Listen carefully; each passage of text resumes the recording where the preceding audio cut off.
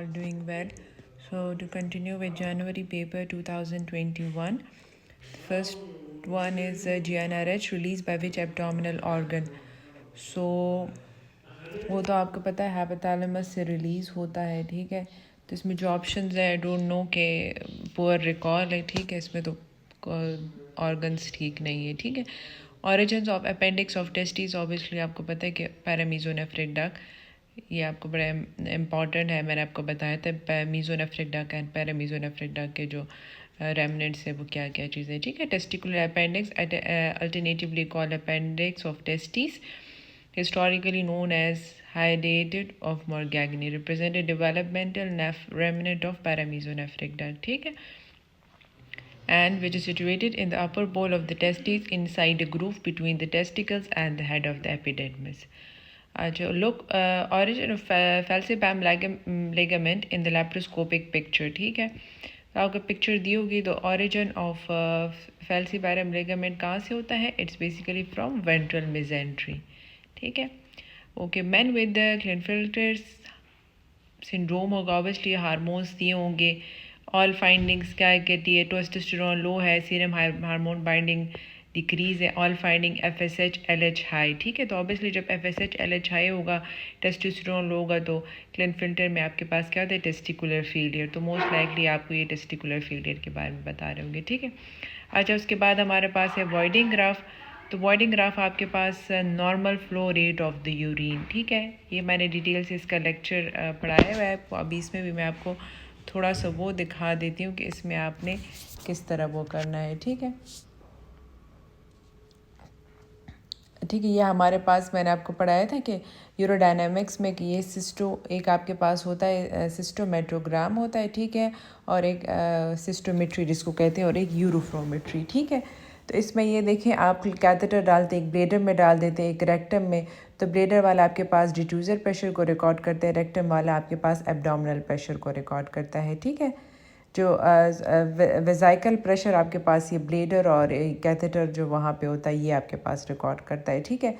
और जो flow meter है, फ्लो मीटर आप तब जब पेशेंट का वो आप फ्लूइड फिल कर लेंगे, तो जब आपके पास ये इनिशियल वाला ग्राफ आ जाए, तो फिर आप पेशेंट को कहते हैं कि आप या कैथेटर आपने डाला हो, कैथेटर को आप एम्प्टी करते हैं, ठीक है।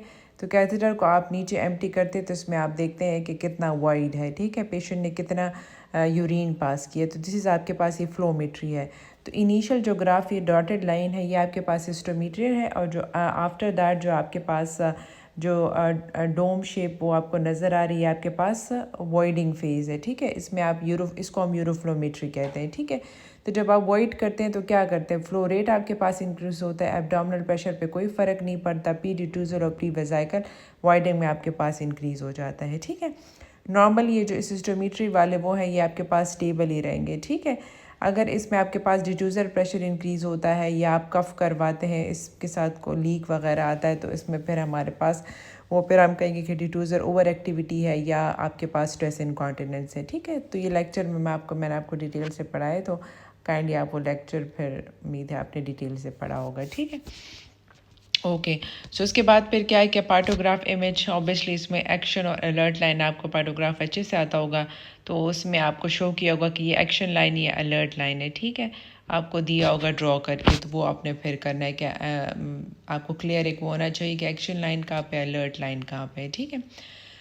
वल्वल इमेज क्लाइटोरस म्यूटिलेशन, ठीक है। तो क्लाइटोरस वाला जो है वो आपके पास टाइप 1 है, female genital mutilation. Last records में मैंने आपको डिटेल से पढ़ाया है, ठीक है, कि टाइप 1 क्या है, टाइप 2, टाइप 3 क्या है। अच्छा, patent ductus arteriosus congenital anomalies occur at ductus arteriosus at birth closure at birth time closed ductal arteriosis, so ductal arteriosis occur between in which two structure, ठीक है। तो कौन से स्ट्रक्चर्स में होता है, कॉमन क्वेश्चन है। पल्मरी आर्टरी और अयोटा के दरमियान में आपके पास होता है, ठीक है। तो एट बर्थ ये बंद हो जाते हैं, और अगर पेटेंट रह जाए तो आपके पास ये PTE की अनोमली बनती है, ठीक है। फिर आपके पास है कि जो मेट्रोनिडाजोल मैकेनिज्म ऑफ एक्शन का है, फ्लूकोनाजोल मैकेनिज्म ऑफ एक्शन का है, ठीक है।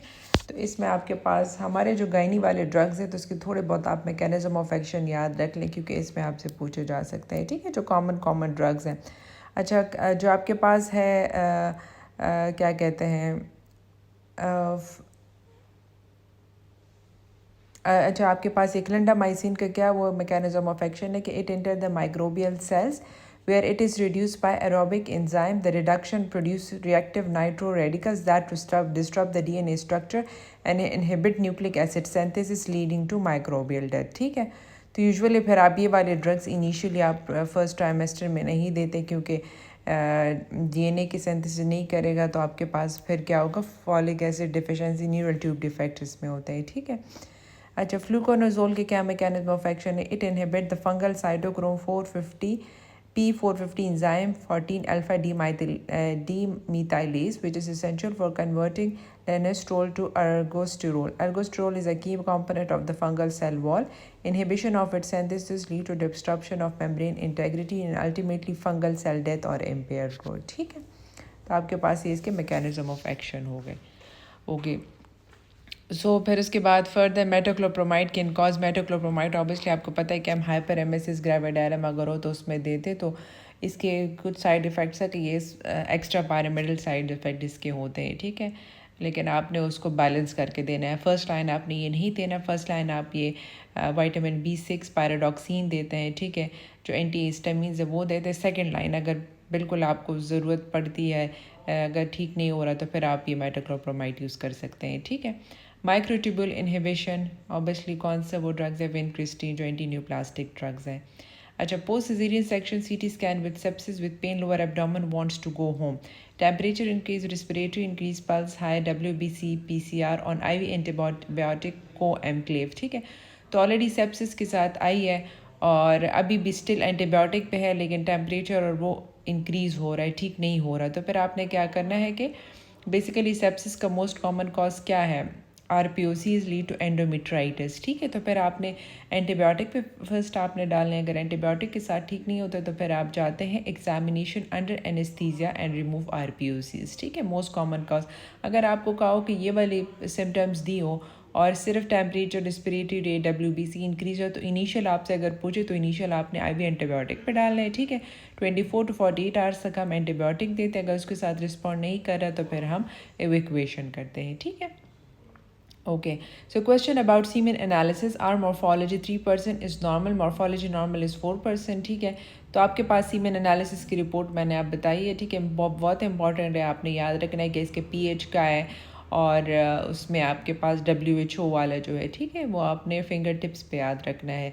तो उसमें फिर आपका मॉर्फोलॉजी इसमें 4% है, मोटिलिटी, वाइटिलिटी, pH, ये पर ml कितना आपके पास स्पर्म काउंट होना चाहिए, तो इसमें ये नॉर्मल है। ठीक है, मॉर्फोलॉजी आपके पास 4% नॉर्मल होती है, लेकिन अगर आपके पास 3% मॉर्फोलॉजी है तो ये कम है। ठीक है, अगर आपको दिया, अब ये पुअर रिकॉल है कि आप 3% दिए या 4% दिया, अगर 4% दिए तो नॉर्मल है, अगर 3% दिए तो फिर ये नॉर्मल नहीं है, तो इसको फिर हम टेरेटोजोस्पर्मिया कहेंगे। ठीक है, एजोस्पर्मिया तो वो होता है कि बिल्कुल एब्सेंट स्पर्म्स होते हैं। ठीक है, आप जब सीमेन एनालिसिस करेंगे और आपको वो आएगा कि इसमें स्पर्म्स नहीं है। ठीक है, स्पर्म काउंट बिल्कुल आपके पास या कुछ ना कुछ होंगे या बिल्कुल नहीं होंगे। तो ठीक है, एब्सेंट ऑफ स्पर्म में एजोस्पर्मिया, टेरेटोजोस्पर्मिया वो है कि आपके पास मॉर्फोलॉजी ख़राब है। ठीक है, तो अगर 3% मॉर्फोलॉजी आपको MCQ में दे तो आपने टेरेटोजोस्पर्मिया को चूज़ करना है, और अगर आपके पास 4% दिए तो ये नॉर्मल है, तो उसमें फिर आपने नॉर्मल वो करना है। ठीक है, recurrence of tubal ectopic pregnancy, history of self injectomy, what is the recurrence rate of ectopic pregnancy। ठीक है, तो अगर आपके पास सेल्फ इंजेक्टिमी हुए तो आपने पढ़ा था कि हम अप टू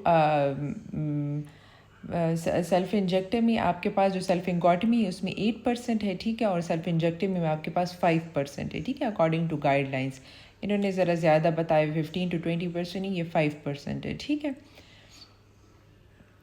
सेल्फ इंगॉटमी आपने याद रखना है 8% है, और जो आपके पास सेल्फ इंजेक्टिव में आपके पास 5% है। ठीक है, अगर स्पेसिफाइड आपको दिया हो, लेकिन अगर आपको दिया हो कि रिकरेंस ऑफ एक्टोपिक प्रेगनेंसी सिर्फ दी हो और आपको ये ना बताया कि हिस्ट्री ऑफ सेल्फ इंजेक्टिव या सेल्फ इंगॉटमी हो, तो फिर आप उसमें फिर ऑब्वियसली जो मैंने आपको बताया था कि प्रीवियस 1 में कितना 5 फोल्ड होता है, 2 अगर आपके पास एक्टोपिक हो जाए तो 10 फोल्ड होता है। ठीक है, ट्रांसमिशन ऑफ chlamydia trichomonas, ठीक है, from mother to fetus, direct face to face, maternal placental transfer और ब्रेस्ट फीड। ठीक है, तो यूजुअली ट्रांसमिशन आपके पास ड्यूरिंग वेजाइनल डिलीवरी ही हो सकती है। ठीक है, मैटरनल प्लेसेंटल ट्रांसफ़र और ये चीज़ें लेस लाइकली होती हैं।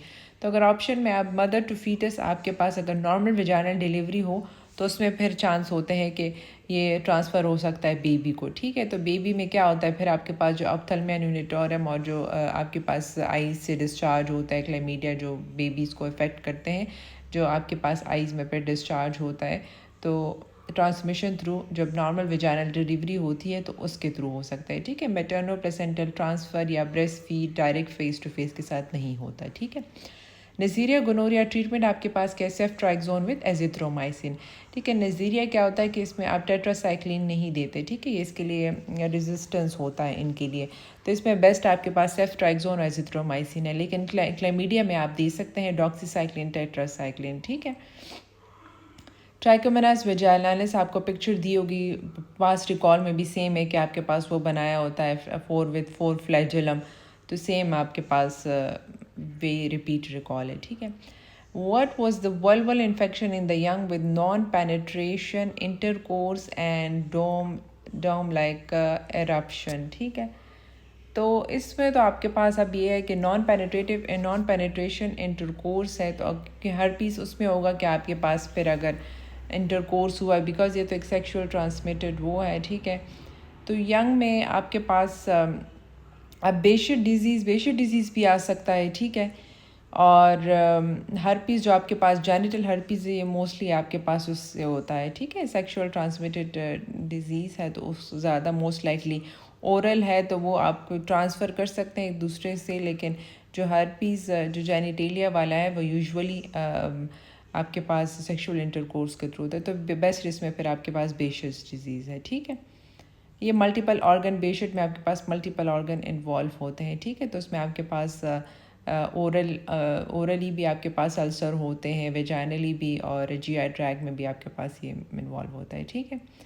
अब ये बाकी normal gestation age percentile, pre term labour, graph और सर्विक्स, अब दोनों की ये पूरे कॉल्स इसमें क्या दिए होंगे। ईसीजी इमेज में आपके पास क्या दिया, हाइपोकैल्सीमिया दिया होगा, ठीक है। ईसीजी के इमेजेस आप थोड़ी बहुत कर लें, जो हाइपरकैलीमिया में किस तरह होगा, हाइपोकैल्सीमिया में किस तरह होगा। अच्छा, उसके बाद क्या है कि ultrasound pick with beta HCG negative irregular cycle with vaginal discharge serosal fibroid, ठीक है। तो इसमें अभी बीटा एलसीजी जब आपके पास नेगेटिव है तो एक्टॉपिक सर्वाइकल, अब पुअर रिकॉल है, इसमें आप कुछ नहीं कह सकते कि प्रॉपर क्या था, बिल्कुल वीक सी इन्होंने हिस्ट्री दी है, ठीक है। फर्दर चलते हैं। Robertsonian translocation are with syndrome 13, 14, 15, 21 and 22, तो आपके पास क्या ये Down and Patau syndrome. Mother have chicken pox, pneumonia chance कितना होता है, ठीक है, 5% रिकरेंस होता है, ठीक है। मदर है flu like symptom, myalgia, baby bradycardia, hepatosplenomegaly, तो मोस्ट लाइकली सिम्टम्स आपके पास लिस्टीरिया में होते हैं, ठीक है। माइल्जिया बेबी आपके पास ब्रेडिकार्डिक होता है और हेपेटोस्प्लीनोमेगैली होता है। Most common percentage of patient with GDM which is the chance of type 2, तो ऑब्वियसली आपके पास ये कि 50%, अगर ऑप्शन में नहीं है तो फिर आप 30 to 40% चूज़ कर सकते हैं। अच्छा, most common mutation in high grade sural adenocarcinoma, तो मोस्ट कॉमन जो आपके पास है कि ज़्यादातर वो करता है वो P53 जीन आपके पास मोस्ट कॉमनली आपके पास ये म्यूटेशन इस चीज़ की होती है, ठीक है। बाकी भी करते हैं लेकिन जो मोस्ट कॉमन है 90% आपके पास P53 है। Most common mutation in lynch syndrome वो आपके पास MSH2 है, ठीक है। ये थोड़े बहुत ये जो चीज़ें हैं इम्यूनोलॉजी की आपने याद करने हैं, ठीक है, कि कौन कौन से कैंसर में, आई थिंक सो ये ऑक्सफोर्ड में है कि कौन कौन से वो म्यूटेशन के होता है जिसमें आपके पास फिर कार्सिनोमा के चांसेस होते हैं, ठीक है। Patient with ovarian cancer, if history family aunt sister CA breast, what gene for ovary, तो ऑब्वियसली आपके पास जब हिस्ट्री ऑफ सीए ब्रेस्ट है तो सीए ब्रेस्ट आपके पास पता है कि आपको पता है कि मोस्ट कॉमन ये ओवेरियन कैंसर भी कॉज करता है, तो इसमें फिर आपने बरका जीन जिस पे पेशेंट को ओवेरियन सीए हुआ है तो आपने इनमें मस्ट एक्सक्लूड करना है कि कहीं ब्रेस्ट ये में इनमें नहीं, क्योंकि फैमिली हिस्ट्री तो इनकी पॉजिटिव है ना सीए ब्रेस्ट की, तो आप पहले इनको आपने एवेलुएट करना है उसके लिए भी, ब्रेस्ट के लिए, तो फिर आप इसमें बरका जीन करेंगे, ठीक है, क्योंकि फैमिली हिस्ट्री में है तो ऑब्वियसली कहीं ब्रेस्ट से ये ऑरिजिन ब्रेस्ट से किया और ओवरी को भी इन्वॉल्व किए, तो वो आपने फिर प्रॉपर एवेलुएट करना है, ठीक है। 18 week pregnant with history of previous delivery DVT patient on anticoagulant thrombophylexin in this pregnancy management। अच्छा, आपके पास अगर प्रीवियस प्रेगनेंसी में पेशेंट को DVT था और वो कोई ड्रग ले रही है, तो अगर आपके पास दोबारा पेशेंट प्रेग्नेंट होकर आए तो इन पेशेंट में आपने जैसी वो प्रेग्नेंट हो जाए तो आपने low molecular weight heparin immediately start करवाने, ठीक है, क्योंकि इनमें फिर रिकरेंस के चांसेस ज़्यादा हो सकते हैं कि इस प्रेगनेंसी में भी ये DVT डेवलप कर सकती है, ठीक है। तो स्पेसिफिक कंडीशन एक DVT है या आपको जो डिसऑर्डर्स होते हैं प्रोटीन सी, प्रोटीन एस और एंटीफॉस्फोलिपिड एंटीबॉडीज, तो इन पेशेंट में भी फिर आप जो प्रोटीन सी और प्रोटीन एस नहीं है इनकी जब आपके पास डिफिशेंसी होती है तो ये भी मोस्ट है कि हाइपर कोएगुलेबिलिटी में इशू करते हैं, ठीक है। तो इन पेशेंट में भी आपने फिर इमीडिएटली आपने जैसी प्रेगनेंसी हो तो इनको आपने लो मोलिकुलर वेट हेपरिन पे स्टार्ट करना है, क्योंकि थ्रोम्बोएम्बोलिज्म के चांसेस इनमें ज़्यादा होते हैं, ठीक है। प्रोफाइलैक्सिस मलेरिया, तो इसमें mefloquine in second to third trimester, chloroquine can be given if mild resistant to falciparum, doxycycline if chloroquine resistant, ठीक है। तो प्रोफाइलैक्सिस के लिए आप मेफ्लोक्विन भी दे सकते हो, क्लोरोक्विन भी दे सकते हैं, ठीक है। तो मेफ्लोक्विन आप फर्स्ट ट्राइमेस्टर में नहीं देते, क्लोरोक्विन, ठीक है। तो अगर आपके पास option chloroquine can given if mild resistant to falciparum तो आप क्लोरोक्विन भी दे सकते हैं, ठीक है। Patient post hysterectomy with old inferior wall MI which lead involve in ECG, तो इन्फीरियर वॉल में आपको पता है 2-3 IVF इन्वॉल्व होता है, ठीक है। ये जो लीड्स होते हैं patient with inferior wall MI findings on ECG, तो ऑब्वियसली आपको फाइंडिंग्स कुछ दिए होंगे, तो उसमें Q wave on lead 2-3 inferior wall MI है ना, तो उसमें आपके पास 2-3 और IVF में आपके पास चेंजेस होंगी, ठीक है। Ultrasound resolution maximum at focal point or interface is called axial resolution. Ultrasound tissue damage by cavitation, ठीक है। In minor PPH how much blood loss 500 to 1000 without shock, ठीक है, मैंने आपको डिटेल से पढ़ा है, ठीक है। वारफरिन क्या करता है, रिपीटेड MCQ है, ठीक है। आपने इनिशियली फर्स्ट ट्राइमेस्टर में नहीं देना क्योंकि बेसिकली नेजल हाइपोप्लेजिया कॉज करता है, ठीक है। और स्केलेटल सिस्टम्स, स्केलेटल मसल्स और ये स्केलेटल बोन्स को भी ये बड़ा इफेक्ट करता है वारफरिन, तो इनिशियल एंड फर्स्ट ट्राइमेस्टर में नहीं देते। Power of electricity SI unit is basically watt, ठीक है। ये कुछ चीज़ें आपके यहाँ या ऑक्सफोर्ड में आपको मिल जाएंगी कि जो इलेक्ट्रोसर्जिकल यूनिट के और बाकी जो रेडियो एक्टिव आयोडीन के क्या क्या वो हैं वो आपने याद करने हैं, ठीक है। Iodine transport in thyroid with bye basically chloride. Patient numbness and muscular spasm on hand, patient ECG find, तो नमनेस और स्पाज्म यूजुअली आपके पास किस चीज़ होते हैं, हाइपोकैल्सीमिया की वजह से होता है, ठीक है। CTPA एंड ब्रेस्ट डोज कितना मैक्सिमम होना चाहिए, 20 गाय, ठीक है। तो CTPA यूजुअली हम बेटर ऑप्शन है कि हम VQ स्कैन करें, ठीक है। ये वेंटिलेशन परफ्यूजन स्कैन्स होती हैं यूजुअली जब हम पल्मोनरी एम्बोलिज्म सस्पेक्ट करते हैं तो उन पेशेंट में हम करते हैं, ठीक है। तो अगर आपके पास दोनों ऑप्शन में अवेलेबल है प्रेगनेंसी में हम यूजुअली CTPA ही करते हैं, ठीक है। VQ स्कैन क्योंकि बेबी के लिए हार्मफुल होता है, ठीक है, बेबी में ये कैंसर कॉज कर सकता है लेटरली। तो अगर प्रेगनेंसी में है CTPA आपने चूज़ करना है, ठीक है। और अगर आपके पास प्रेगनेंसी नहीं है तो बेसिकली आपने फिर बेस्ट आपके पास VQ स्कैन है, वेंटिलेशन परफ्यूजन स्कैन, ठीक है। तो इसमें क्या होता है क्योंकि ये जो CTP है ये basically later on breast cancer cause कर सकता है फीमेल में, तो यूजुअली हम ये अवॉइड करते हैं। तो अगर आपके पास प्रेगनेंसी में है तो CTPA चूज़ करना है, विदाउट प्रेगनेंसी है तो फिर आपने VQ स्कैन चूज़ करना है। स्यूडोमोनास अनमिकान की एंगर कलरलेस डेवलप, तो बेसिकली आपके पास किस तरह का पेल येलो कलर आपके पास होते हैं। इंटरनल आलिक ब्रांच एब्सेंट, यूजुअली आपके पास जो मीडियल रेक्टल आर्टरी है यूजुअली आपके पास एब्सेंट होती है, ठीक है। Patient history of CA colon and surgery was done. Picture of ovary, patient has surgery for post hysterectomy and self injectomy. तो पिक्चर आपको दी होगी तो बेसिकली कहा होगा कि ऑब्वियसली कि मैं ओवरीज की जो स्ट्रक्चर होगी CA colon है ना, तो ऑब्वियसली मेट्स आई होंगी, ठीक है। CA colon भी आपके पास CA colon surgery picture of, तो आपके पास वो पिक्चर दी होगी तो उससे आपको पता चल जाएगा कि ये मेट्स की वजह से मेटास्टेटिक अलग अपनी पिक्चर होगी, ठीक है। तो आपने फिर वो चूज़ करना है कि ओवरी की पिक्चर आपको दी होगी तो आपने फिर मेटास्टेटिक ओवरी को चूज़ करना है, ठीक है।